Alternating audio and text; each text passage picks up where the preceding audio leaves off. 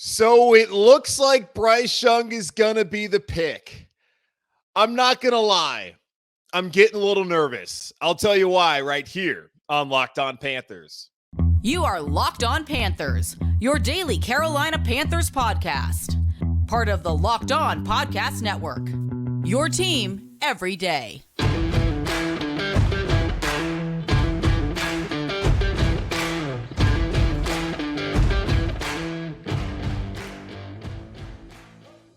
Welcome into another edition of the Locked On Panthers podcast, a part of the Locked On Podcast Network. I'm your host, as always, Julian Council, talking Carolina Panthers with you every Monday, Tuesday, Wednesday, Thursday, and Friday. Your team every day. That's our motto here on the Locked On Podcast Network. Subscribe or follow for free on YouTube or wherever you listen to your favorite podcast. And be sure to follow me, Julian Council, on Twitter at Julian Council, where on Fridays I answer your weekly Friday mailbag questions right here on the show. And to get in the final edition of the weekly Friday mailbag before the 2023 NFL draft, either at me or DM me over on Twitter at Julian Council. This episode is brought to you by FanDuel Sportsbook, official sportsbook of the NFL. Make every moment more at FanDuel. Visit FanDuel.com/lockedon today to get started. The Carolina Panthers and the rest of the NFL world are 9 days away from the 2023 NFL draft taking place in Kansas City, Missouri. And according to multiple reports on Monday, the Carolina Panthers already know who their guy is going to be. Now, this is not contrary to anything that we've heard the last 3 Mondays, where Peter King and Albert Breer and Chris Mortensen and Adam Schefter and basically every NFL insider out there has said that all signs point to Bryce Young, the quarterback out of Alabama, the 2021 Heisman Memorial Trophy winner, being the number 1 overall pick here to the Carolina Panthers. Hearing that, though, and being so close to the draft is starting to make me just a wee bit nervous. And I'll tell you that here momentarily. But according to Peter King of Football Morning America, NBC Sports, on Monday morning, he wrote that Bryce Young is, no pun intended, head and shoulders in the lead to be the first pick in the draft. He said, I didn't hear anyone in calls Monday through Sunday who thinks the first pick won't be Bryce Young. He may not be. I'm just telling you what's out there. Tom Pelissero of the NFL Network tweeted out on Monday that Alabama quarterback Bryce Young has canceled his remaining pre-draft visits. Per sources, another sign to back up belief within the league that the 2021 Heisman Trophy winner will be the Panthers pick at number 1 overall. Young also visited the Texans, who draft number 2. Our friends over in Vegas at FanDuel Sportsbook, our official sports betting partner here on the Locked On Podcast Network, have improved Bryce Young's odds atop the draft board, as he is now minus 1350 to be the number 1 pick in the 2023 NFL draft. CJ Stroud plus 900, Anthony Richardson 2600, so plus 2600, and Will Levis plus 5500. Will Anderson, by the way, is plus 150 to go number 2 overall to the Houston Texans, giving him the favorite odds there, according to FanDuel. So it might be Young and Anderson, the 2 Alabama teammates, going number 1 and number 2 overall in next week's draft. So I tell you, I'm nervous hearing all this, only because it starts to become real. I'm not wavering. I'm not waffling on my belief in Bryce Young. Now, he is an outlier. He's 5'10", 204, so they say. Now, I went and got a biometric screening on Friday, and apparently I'm 6'1.5" and 201. So taller, but slighter than Bryce Young. The point still remains that Bryce Young is basically my size and not a very large individual. Now, we have seen plenty of larger quarterbacks go down and have their careers ended by injuries. We saw one here in Cameron Jarrell Newton. We saw Andrew Luck up in Indianapolis, though obviously the protection or lack thereof was a key part in why those injuries happened. But still, it's a physical game.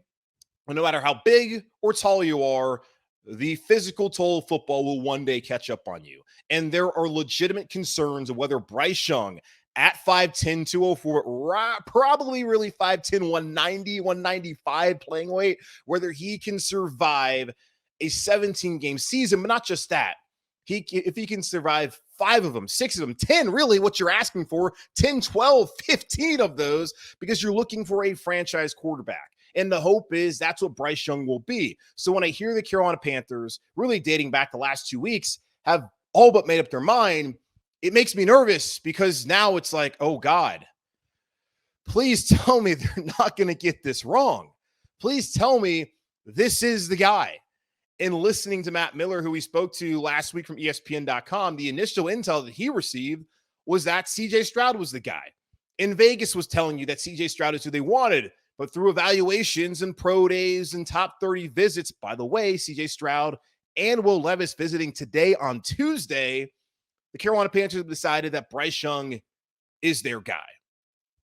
It's hard to say what's a good or a bad thing 9 days before the draft, really 10 days before the draft, or even longer than that, to already have an idea of who you want. We've seen in the past, Jacksonville, when they had the number 1 pick, they knew it was Trevor Lawrence. After the pro day up in Provo, Utah, the Jets knew it was Zach Wilson. Now they got that one really wrong, and that is one of the warning signs by choosing a quarterback so early in the process. But the Panthers have gone through it. They were at these games last year evaluating these prospects. They have sent the scouts. They've gotten the reporting. They've gone to the combine, and thereafter they traded up to number 1. They've gone to the pro days. They've had the top 30 visits. Now, they haven't even concluded them. And hearing this before CJ Stroud has even stepped foot in Carolina, remember, going back to the pro day a couple weeks ago in Columbus, Josh McCown said, hey, maybe we can play pickup basketball, or what was it, horse? Well, whenever you move here, or is it when you visit here? Well, it doesn't really seem to matter at this point in time, because it looks like Bryce Young's already the guy. And if you're Stroud and you're Levis and you're hearing this, really if you're Stroud, because Will Levis, that was never going to happen anyways, but you're Stroud, you're hearing that, it's got to be kind of disappointing to show up to town and, oh, hey, man, all the reports saying that y'all already made up your mind. Like, what am I even doing here? Am I your smokescreen, or you actually want me to be your quarterback?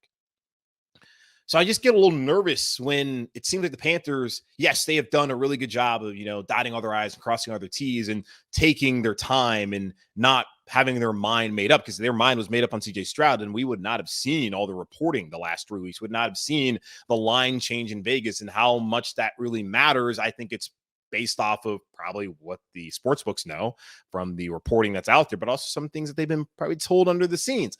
Vegas is all right, always right. There's a reason why they have all those towers out there in the desert. I don't want it to be rushed. I don't think it's been rushed, but it is a little bit concerning when you see the reports coming out on Monday, the day before CJ Stroud even comes to Carolina for his top 30 visit. And also Will Levis will throw them in there too, just to, respect him and his potential to be here in Carolina, but plus 5,500 that he is the number 1 pick according to FanDuel Sportsbook. So Bryce Young appears to be head and shoulders in the league to be the first pick, and he canceled his pre-draft visit, which typically shows you that guy already knows he's going number 1, so there's no point in wasting his time. And if you think about it, I know the Texans, the reporting has been that they are unlikely. It's not unlikely that they are not necessarily sold on taking a quarterback at 2. And I have a hard time seeing Bryce Young not going 1 and then not going 2.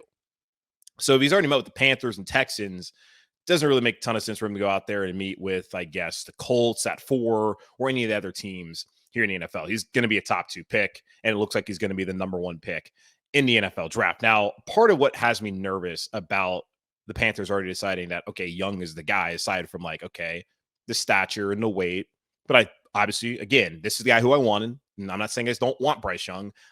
It's just getting here, and now it's like, oh, wow, okay, so fingers crossed this works, but it's the David Tepper part of it all. Because I've told y'all, this is Tepper's pick. Yeah, he might not be intrusive. He might not be saying, that's the guy, you better get him or you're fired. But you have to believe that David Tepper is not signing off on any player at number 1 who he does not believe can turn around this franchise.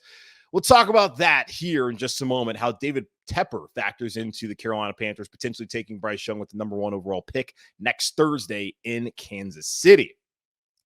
But before we do that, let's talk about FanDuel, our official sports betting partner here on the Locked On Podcast Network. Grand slams, no-hitters, and double plays are back, and there's no better place to get in on the Major League Baseball action than FanDuel, America's number 1 sports book.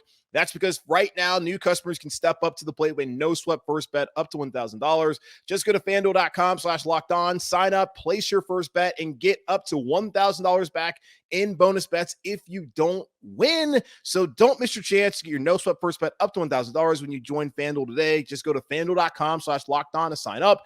FanDuel, official betting partner of Major League Baseball.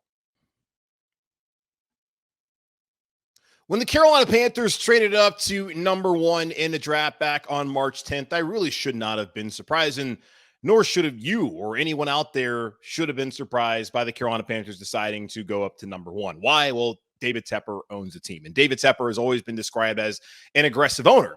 He's been so aggressive that the Carolina Panthers decided to give away a 2nd, 4th, and 6th round pick for Sam Darnold in effort to find the right quarterback. They also were trying to give up a 1st round pick for Matthew Stafford, which worked out for the Rams, but now physically might be an issue, but they won a Super Bowl, and that's what this whole NFL deal is about anyways. But either way, David Tepper has always been described as an aggressive owner. We've seen projects fail, Rock Hill. We've seen plenty of execs leave, Stephen Drummond last week. We've seen the good, we've seen the bad, but David Tepper so far this offseason has seemed to do all the right things by opening up his checkbook, bringing in Frank Reich and the best staff that could be possibly assembled here in Carolina, and then giving his front office the autonomy to trade up to number 1. But make no mistake, David Tepper wants that quarterback. And David Tepper wanted to be the talk of the draft. And he wants to make sure that people are focused on Carolina and what they're going to do. And come back in March 10th until April 27th, he knew that the entire NFL world was going to be focused on what the Carolina Panthers were going to do. When they were in Columbus to see CJ Stroud, when they were down in Tuscaloosa to see Bryce Young, all anyone could talk about is what the Carolina Panthers are going to do at number 1. Who are they going to take? When you see all of the articles out there about, maybe Anthony Richardson, the quarterback from Florida, that should be the guy. The focus has been on his franchise, the Carolina Panthers. And David Tepper is someone who, out of anyone in that building, wants to get this right more than anyone else, based off of the fact that he spent $2.25 billion liquid buying the team this summer of 2018. But it's not just that. It's what he's had to sit here and endure at the quarterback position over the last 5 seasons that have all ended outside of the playoffs for the Carolina Panthers. Just going through it, going back in 2018 to the past season in 2022. And we're going to do quarterback records as if QB wins is a stat, but this is something that we should all look at. 2018, Cam Newton starts out the season, Panthers 6-2. Cam's shoulder falls apart. They end up losing, 7 of their last 8 games until the final game, week 17, on the road in New Orleans. Cam was 6-8 that year as a starter. Taylor Heineke, 0-1, losing that Falcons game at home. Kyle Allen, 1-0 in the Superdome in New Orleans. Go to 2019. Cam Newton hurts his foot in the final preseason game there, or the dress rehearsal, at least. I think it was maybe they had 4 back then, but the dress rehearsal in New England, injures his foot, comes out, does not look good against the Rams, doesn't run the ball short yardage against the Buccaneers on Thursday Night Football. The Panthers are 0-2. We never see Cam Newton the rest of the year, and we thought that would be the last we'd ever see Cam Newton in a Carolina Panthers uniform. Kyle Allen helped the team win 4 straight. Y'all told yourselves that he was a franchise. Ends up he was a pumpkin. They go 5-7 with Allen that year. Then Will Grier has the ill-fated start in Indianapolis. Looks awful. Starts against the Saints in the final week of the season. Gets knocked out of the game. He goes 0-2. The only starts he ever had here in Carolina. Turns out he was not the replacement for Cam Newton after all. 2020, Teddy Bridgewater gets the opportunity. 3 years, $60 million. $40 million of it guaranteed. What are we doing here? Teddy Bridgewater, 4-11, 0 for 8 in situations where the team could either tie or win the game late in the fourth quarter. David Tepper let it be known with 2 weeks left in the season when he mutually parted ways with Marty Hurney that you have to be in constant pursuit of that quarterback and someone who can hoist that Lombardi trophy, letting us all know that Teddy Bridgewater was not that guy. Now, PJ Walker, the XFL Mahomes, did go 1-0 that season, winning at home against Detroit, throwing 2 red zone interceptions. But the Panthers defense did not give up a single point to Matthew Stafford and that offense in 2021 after trading a 2nd, 4th, and 6th round pick to New York for Sam Darnold and picking up his 5th-year option without ever seeing him play. Sam Darnold goes 4-7. He gets injured. PJ Walker, 1-0. Cam Newton comes back, lets us know I'm back. And then it all was downhill from there. Cam, 0-5 in his starts in 2021. Can't really place it on him. He said himself, he put himself in a bleeped up situation. Then last year in 2022, Baker Mayfield 1-5, PJ Walker 2-3, Sam Darnold 4-2, the best football he ever played in his career, but too little, too late, as the Carolina Panthers were unable to win that Week 17 game in Tampa Bay. In the 5 seasons David Tepper has been the owner here in Carolina, PJ Walker is the only quarterback with a winning record, 4-3. And PJ Walker was never going to be the answer when he filled in for Teddy Bridgewater in 2020, when he filled in for Sam Darnold in 2021, and when he started in place of Baker Mayfield in 2022 when Sam Darnold was still out. PJ Walker, good enough backup. Wish the guy the best of luck wherever he ends up. I guess he's in Chicago now. Wish him the best of luck wherever he goes in his NFL life, because I loved watching him play. We'll always enjoy PJ Walker and enjoyed the moment that we had there in Atlanta until DJ Moore took off his helmet. Now DJ's not a Carolina Panther. I guess we can all admit that was a stupid mistake. Either way, PJ Walker 4-3 as a starting quarterback. They've had 8 starters in 5 years, and all but one season they've had to start 3 guys in a single year. That's not great. That carousel, that is what David Tepper wants to end, to break the wheel, to get off of the merry-go-round of quarterback suck, which we have had to endure here in Carolina. And for as good as DJ Moore and Christian McCaffrey were, McCaffrey having that 1,000 season, only the 3rd time that's happened in NFL history, back in 2019. How many games did the Carolina Panthers win that year? 5? They won 5 games?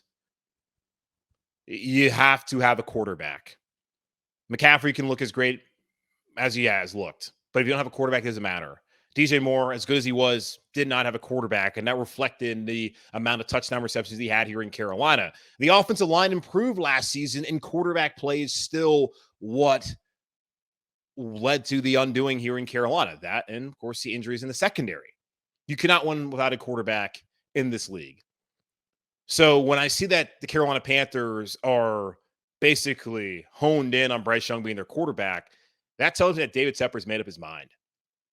That's sure Scott Fitter and Dan Morgan, Samir Suleiman, Cole Spencer, and Frank Reich, and everyone else there in the front office, not coaching staff. Of course, they've gone out there. They've had their discussions and yada, yada, yada. Yeah, sure. They might be mulling it over. But the man upstairs who signed the checks, David Tepper, he's mulled it over. He knows who he wants. And you can question why an owner who is tired of the quarterback carousel would want to hitch his wagons to an outlier quarterback in Bryce Young, who's 5'10", 204, at least that's what he weighed in at the combine, but probably really 190, 195 on Sundays coming up here. You could really wonder why he would want to hitch his wagon to that. But clearly the man is done with first-round retreads. Clearly the man does not want to believe in Andy Dalton as someone who can turn his franchise around, or believe in Matt Corral being that guy after missing his entire rookie season. And we've seen the reporting about Young's S2 score, which is, calculating how good of a processor he is when playing football. He had a 98. That's better than Josh Allen, than Joe Burrow, than Justin Fields. And guess who is the one who really believes in that? David Tepper. Now, Peter King wrote on Monday that Carolina Panthers owner David Tepper has not been overbearing in the quarterback search process. I can hear it now. This is Peter King saying, "You're giving us a sanitized version of this to get on Tepper's good side. I've never met him. I could not care less, actually, Peter, about buttering up David Tepper. I'm just telling you the real stuff." Sure.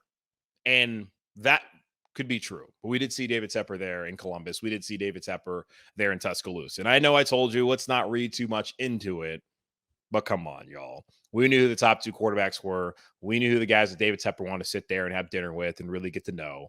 It was Bryce Young and CJ Stroud. And it was no surprise that David Tepper and his wife, Nicole, had other arrangements when Will Levis had his pro day on that Friday, the same week in Lexington, Kentucky. They knew who they wanted, Bryce or CJ. And after getting the S2 score and hearing all these great things about Bryce Young and having seen him play and having met the kid and all of that, David Tepper knew who his guy was. And that's not to say that he does not believe in CJ Stroud, but the one he wants is Bryce Young. And if it wasn't Bryce Young, then Bryce Young would not be the favorite right now at FanDuel or any of the sports books in Vegas. It would be CJ Stroud. That is David Tepper's pick. Yes, it's the Panthers' pick. Yes, it'll be Scott Fitter's. Yes, it'll be Frank Reich. Now, that will be one that will be interesting to monitor. whether Frank Reich is a true believer, but I have a hard time believing that he's not on board with Bryce Young as a player.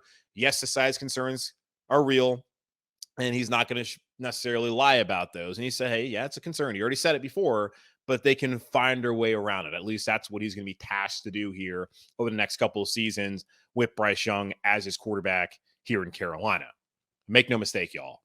This was David Tepper's pick. And looking at the 5 seasons of all the quarterback turnaround and the injuries and just the absolute ineptitude at the position, you can see why 9 days before the draft, and probably earlier than that, the Carolina Panthers and David Tepper already made up their mind on who they want to be as their quarterback. Now, with all that said, Ohio State CJ Stroud and Will Levis supposed to be here today for their top 30 visits. Is it kind of surprising that they did those two on the same day? Does that lead you to understand even further that looks like Bryce Young is the guy? We'll talk about that here in just a moment on Locked On Panthers. Top 30 visits still going on this week as the Carolina Panthers and the rest of the NFL prepare for next week's NFL draft in Kansas City from the 27th through the 29th. Going to have plenty of coverage here on Locked On Panthers and across the Locked On Podcast Network. We'll let you know more about that here in the coming days. But the Carolina Panthers, like the rest of the NFL, still going to bring in some players, including quarterbacks CJ Stroud from Ohio State and Kentucky's Will Levis today, here on Tuesday, for their final top 30 visits for the Carolina Panthers as they're wrapping it up in their evaluations. And it's a tad surprising that they would want to squeeze in those two quarterbacks when you think back to a week ago. You had Anthony Richardson come in for his by himself. You had Bryce Young come in for his by himself. And now Stroud and Levis are sharing a day. Now, I have no idea. Didn't really bother to look up what Stroud's schedule's been like. I think he's met with the Raiders. I'm sure he's met with the Houston Texans and the Colts and all that kind of stuff. I'm just guessing, but that would make sense that those are the teams that he would have met with at some point in time, where he's going to meet with them. I don't know what his schedule was like and whether it didn't really align. We're never going to really know the details fully of, could he have came last week, but the Panthers already had somebody in here and he was already going somewhere else. I don't know why it worked out this way, where CJ Stroud and Will Levis are coming on the same day, and why Anthony Richardson and Bryce Young got their own days. But when you see the reports that Bryce Young is head and shoulders the favorite to be the number 1 pick, and Vegas says the same, and multiple NFL insiders, and it seems pretty straightforward he's going to be the guy. You have to think it's like the Panthers are saying, all right, fine, let's bring in CJ. But not really. No, let me backtrack, because that's definitely not what's going through their head. But it makes you think, though, why, if you're interested in Stroud, would you not find a way to kind of roll up the red carpet for him? Again, scheduling, don't know. It's just curious. And one could possibly draw a conclusion that Richardson and Young are their top 2 guys. And there's been the talk, Thomas Davis out there in NFL Network saying, hey, they really like Anthony Richardson. There's been some talk that the Panthers move back down to 2. And maybe even further, they could take Anthony Richardson instead. Now, that does not seem to be the reality, and I've never bought in to the idea that the Panthers would move from 1. But David Tepper, come on, man. The guy's ego, he wanted to be able to control the draft. He wanted to have the narrative surrounding the Carolina Panthers and who they're going to take. He wanted all the cameras and all the flashing lights on them and their traveling party during pro days. He wanted all the talk to be about his team. I cannot see that dude, even if it benefited the franchise, moving down from 1 to 2 or anywhere else just to recoup some picks. They want to say with the number 1 pick, the Carolina Panthers select.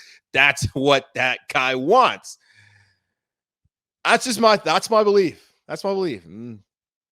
That's how I feel. So we'll see how it works out. But I did find that interesting. And Albert Breer, also of Sports Illustrated Monday Morning Quarterback, had noted that it was a little curious that they would bring in those 2 quarterbacks when you would think that you would want to find a way, and we don't know, again, the schedule, if it was possible, that you would want to find a way to bring in all 4 of those quarterbacks on their own separate days to roll out the red carpet, spend enough time with them, and really get to know them as best as you can. Maybe you don't need to do that if you already have your mind made up, and that appears to be Bryce Young from Alabama. So we'll see how it works out. Again, I like Bryce Young. I think that Bryce Young can have success in the NFL. I am not going to sit here and pretend that I know how it's going to work out. I do not have the magic 8 ball. I do not am not able to see in the future. And if I could see in the future, trust me, I would not be doing this podcast talking about football. I would be out here living on an island somewhere betting on all this stuff so I could get all this money. So I do not know what the future holds. And I enjoy doing this. I'm kidding. I would still be doing the podcast. I do not know what the future holds. I know Bryce Young, the last couple of years, was the best quarterback in college football, in my opinion. That's what I saw.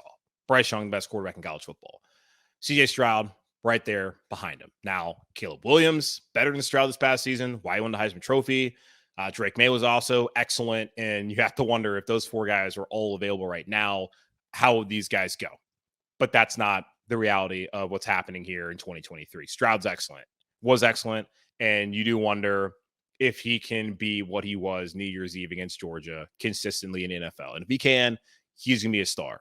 And if Bryce Young can be the guy that he was late in that game in Baton Rouge against LSU and late down in Jordan-Hare Stadium on the Plains at Auburn back in 2021, helped them down the field to tie the game and take it overtime, the first overtime game in Iron Bowl history, and winning that on the way to a Heisman Trophy. And he can be the guy who lit up Georgia the week after in the SEC title game in Atlanta, a Georgia defense that did nasty things to the entirety of the SEC that year and even the past season here in 2022 on the way to back-to-back national championships.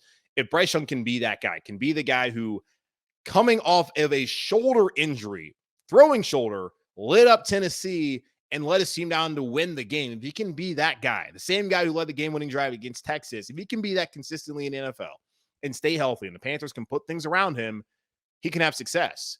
And when you look at the situation here in Carolina compared to the rest of the teams out there, Houston, Lord, I don't know what they're going to do if they're deciding that they don't want to take a quarterback this draft. They want to take Will Anderson. That honestly might not be a bad decision. Will Anderson's probably the best player in this draft anyways, and probably makes the most sense for any team because quarterback, who the hell knows? It's a crapshoot. Now, quarterbacks are better trained than ever been before. They're better prepared for the NFL than they've ever been before. And with all that being said, they still flop. And we've seen it in the past with plenty of the guys from the last 5 years and beyond with all the quarterback coaching and Elite 11 and all that kind of stuff. Plenty of these guys get in the league and they just don't have it. Will Anderson, I think, has it from Alabama. The dude's a stud.